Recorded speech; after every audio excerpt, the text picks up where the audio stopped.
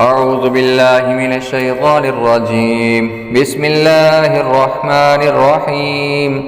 ذلك بأنهم شاقوا الله ورسوله ومن يشاق الله فإن الله شديد العقاب. ما قطعتم من لينة أو تركتموها قائمة على أصولها فبإذن الله وليخزي الفاسقين.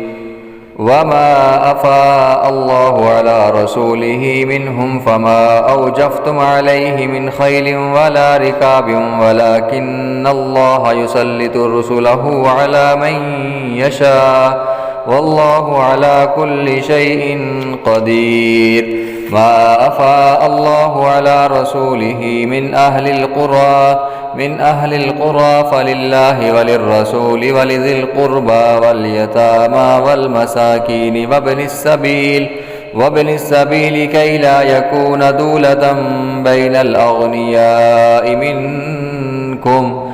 وما آتاكم الرسول فخذوه وما نهاكم عنه فانتهوا واتقوا الله إن الله شديد العقاب.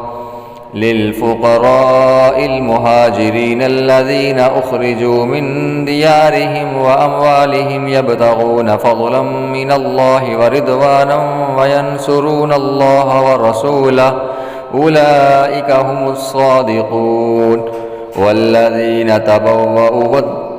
والذين تبوأوا الدار والإيمان من قبلهم يحبون من هاجر إليهم ولا يجدون في صدورهم حاجة مما أوتوا ويؤثرون على